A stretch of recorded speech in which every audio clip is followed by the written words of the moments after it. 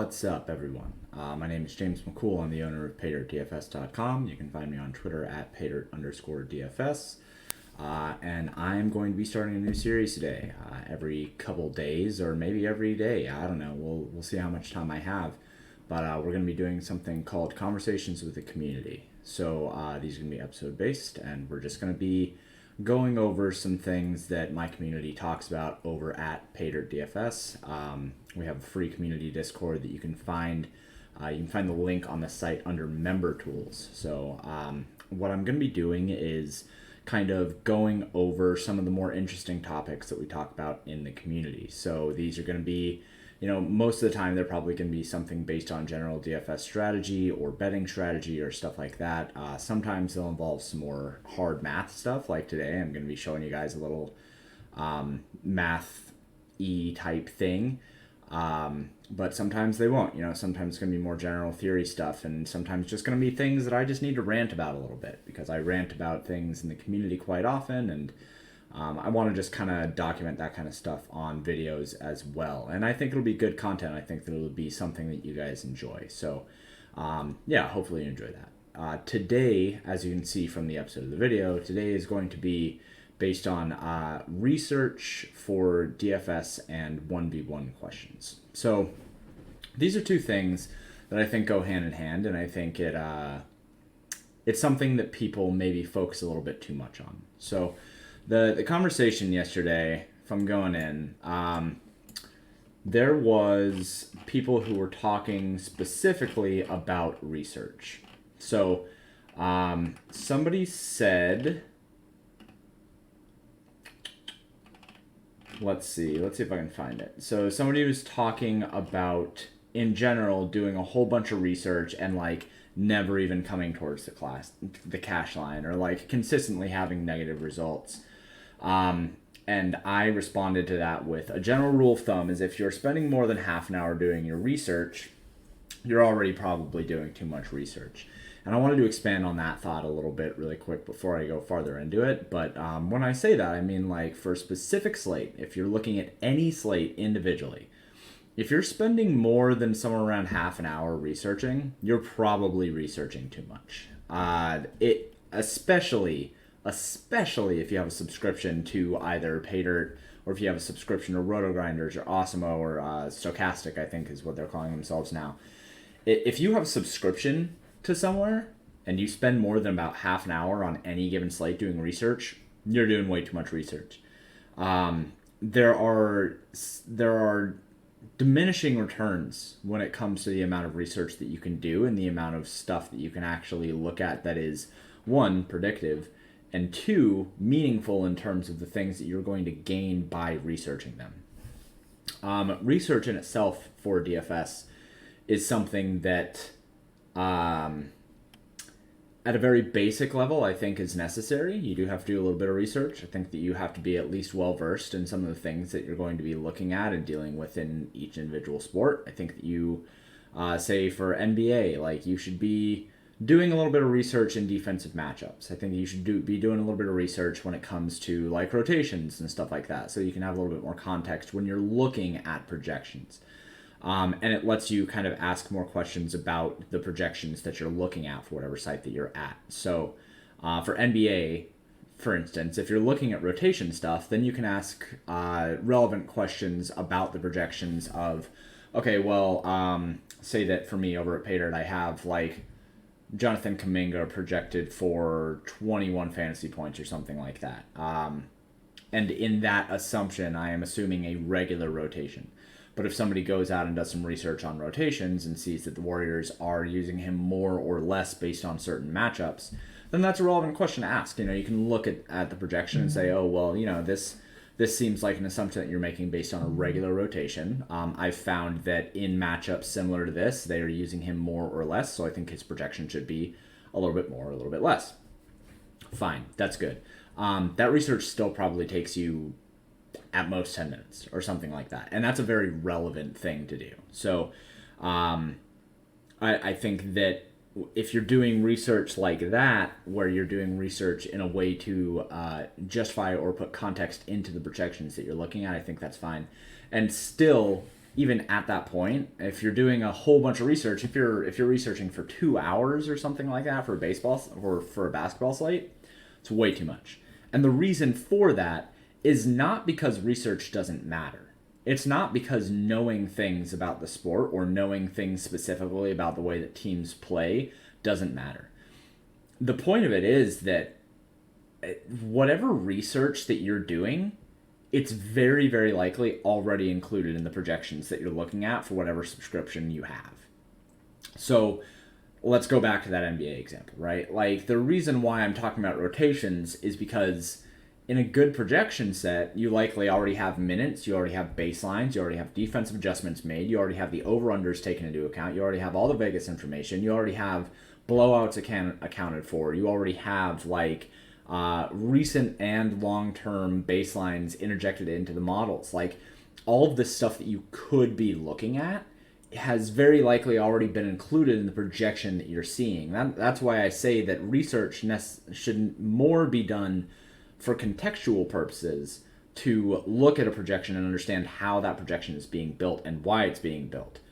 But if you are subscribing somewhere and you trust their process and you trust their projections, i.e. why you would buy into a tout site or a projection site, very likely you shouldn't have to worry too much about how the projections are being built. Like, you can ask questions. I'm always happy to answer them to community members, but if you trust projections, then you should just understand and trust that they are likely looking at the important things and not forgetting anything.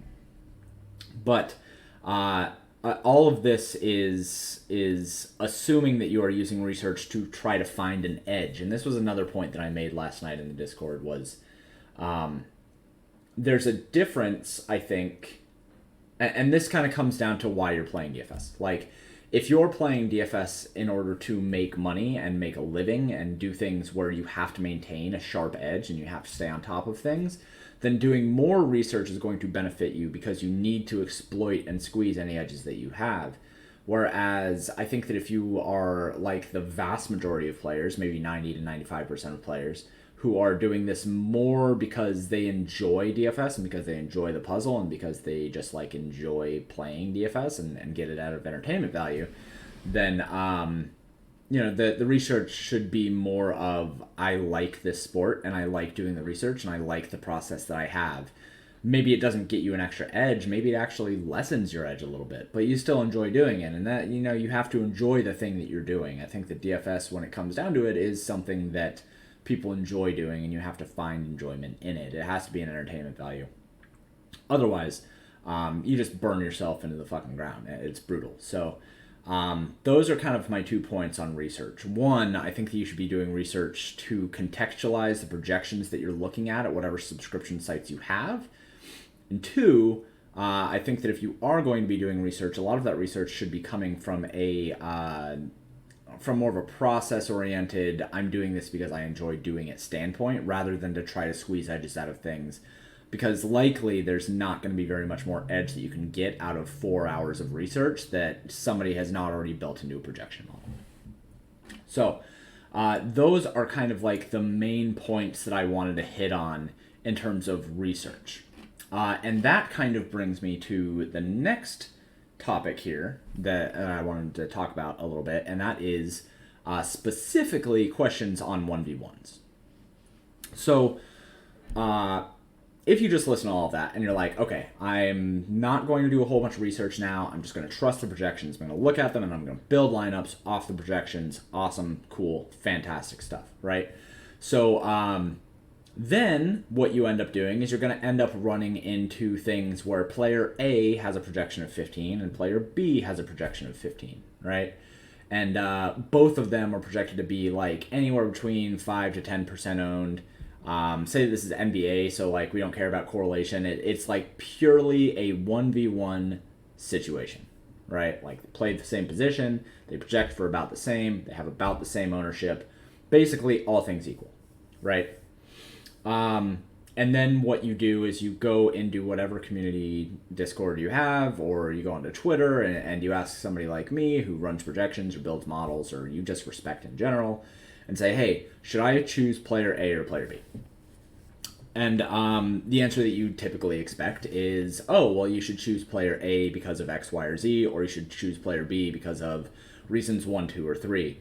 And then it makes your life as a consumer very easy and as a DFS player very easy. And then you get to go on, and none of the blame is on you any longer. Now all the blame is on the person who you asked because they flipped the coin for you and gave you the answer that they thought was best. And then you can go ahead and you can blame them if things go wrong.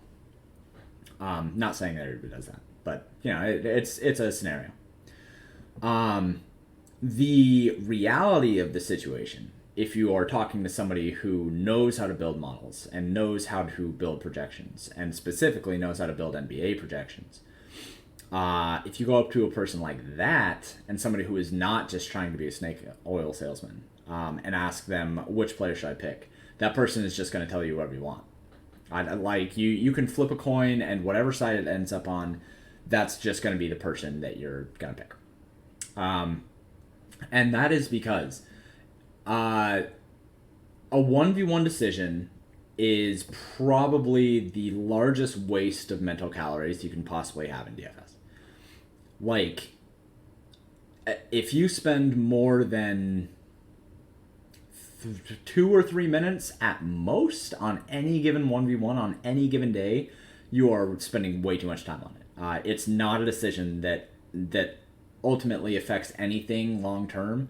If you have two players that are, for all intents and purposes, the same play, and you're spending time trying to figure out which one to play, you just shouldn't be. It's a waste of time, it's a waste of energy, and it's not going to affect your expected value hardly at all.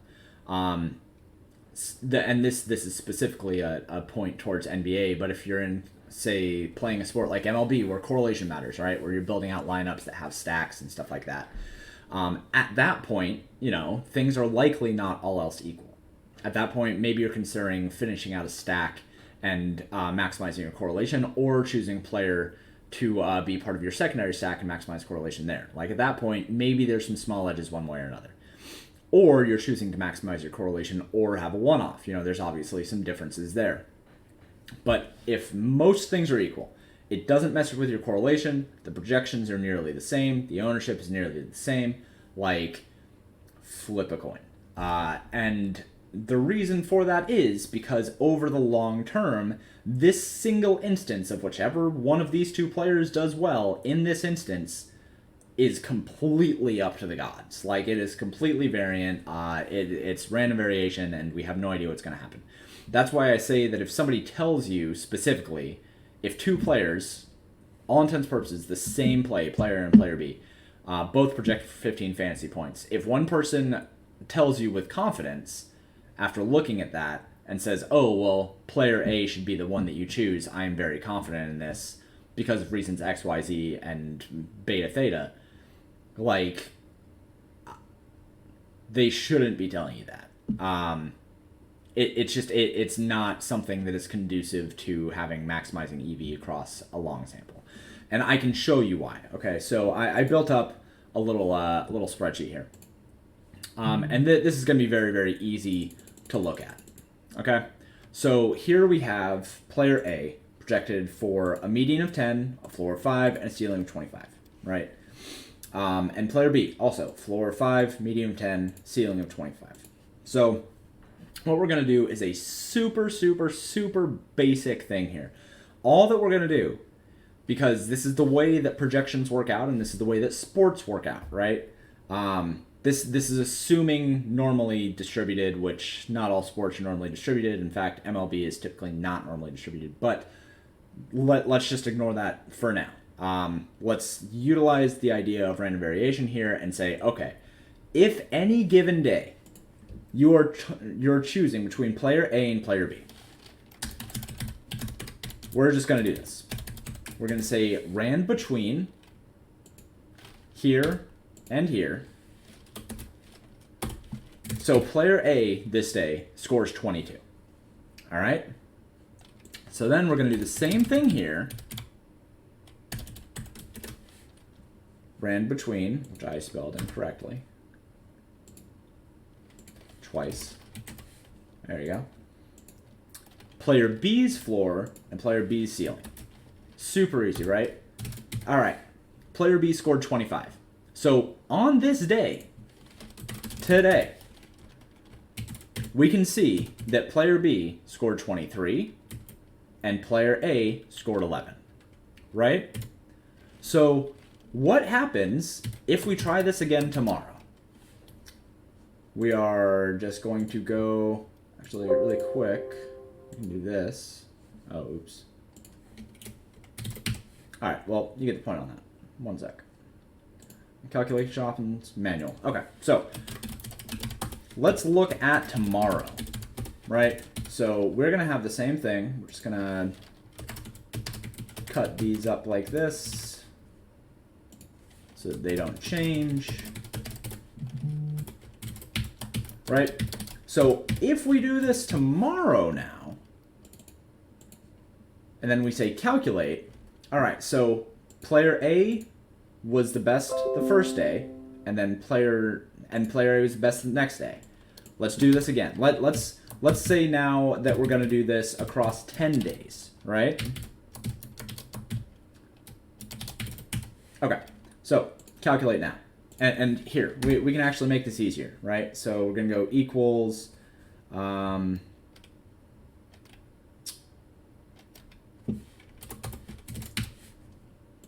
know this is a little bit annoying, but it's okay.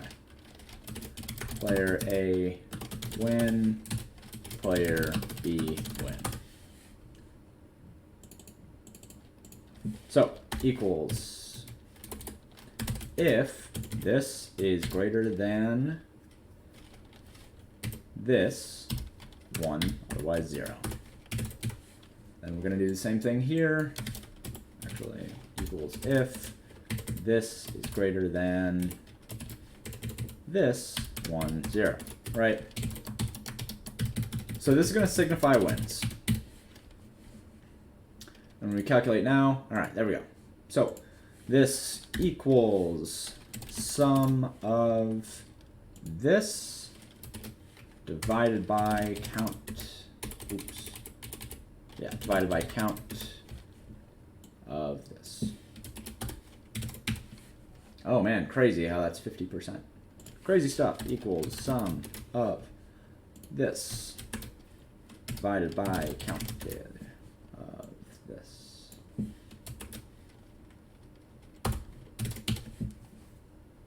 All right, so now we have some win percentages in here, right? So now, at any point over 10 days, right here, we'll even zoom in on this.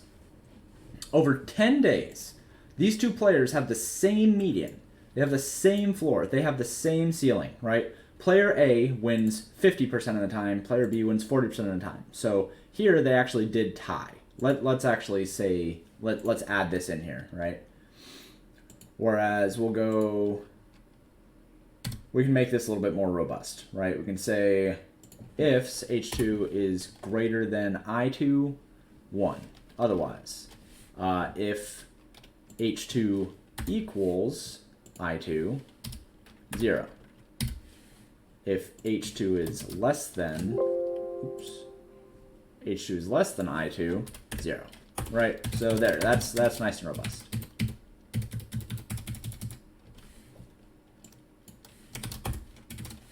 We're going to do the same thing here, but this time we're just going to flip these.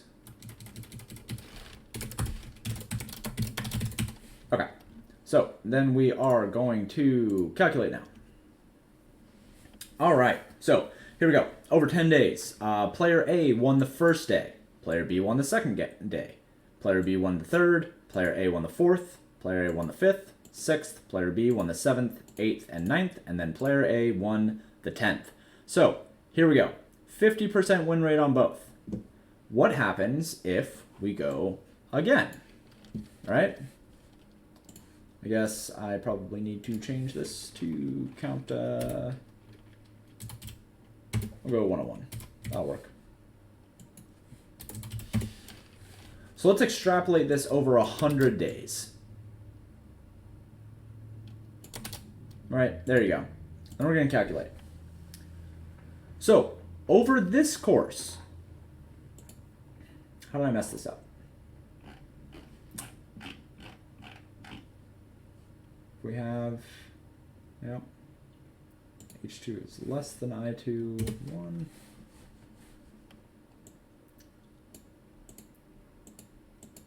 These should add up to the same thing. I'm not sure why they're not. My math's obviously a little bit screwy here. But you get the point. Like, player A and player B, basically the same play. Like, projected for 10, projected with a floor of 5, a ceiling of 25. It's hilarious that my math somehow didn't work out, but I was building this on the fly, so give me a break. As you can see, like, player A is going to win sometimes, player B is going to win sometimes. Sometimes, over the course of a lot, let's just make this automatic. Sometimes, over the course of quite a few different games, right? Like, here's player A in a sample of... Here you go. In a sample of 10, player A ends up winning this one 70% of the time, right? But over the course of a longer scheme, it only wins 44% of the time. So, like, this 1v1 of player A versus player B doesn't matter. Like, over the long term, you don't know what's going to happen. It's very likely going to be somewhere very close to 50%. If we extend this all the way out, and we were to make this 1,000,000 rows, this would end up as a 50-50 split. It would literally be a coin flip.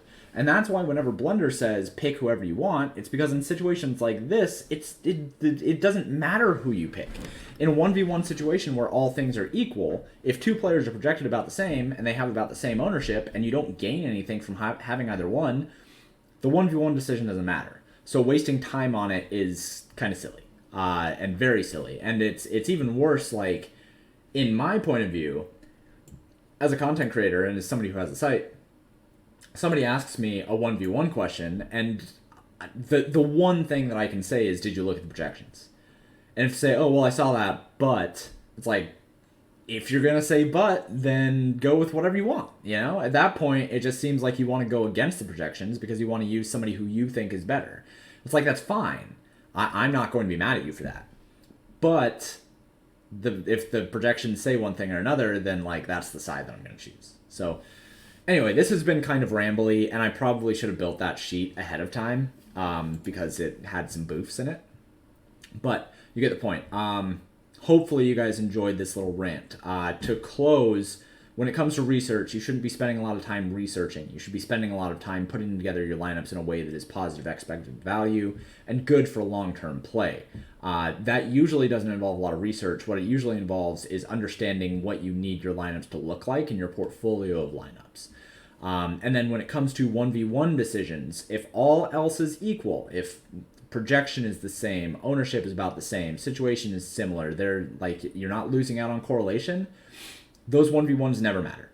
Ever. Over the long course, you're just fooling yourself if you think they do matter, and if you're listening to people who are telling you that they matter, they don't matter. I promise you. Mathematically, they just don't matter. So, hopefully you enjoyed this. If you don't have a subscription over at paydrtfs.com, then you should get one, and you should go check out the site anyway. We've got a whole bunch of new free tools. There's MLB research sheets and free binomial projections and a lot of cool things. So get over there and get a subscription to the site.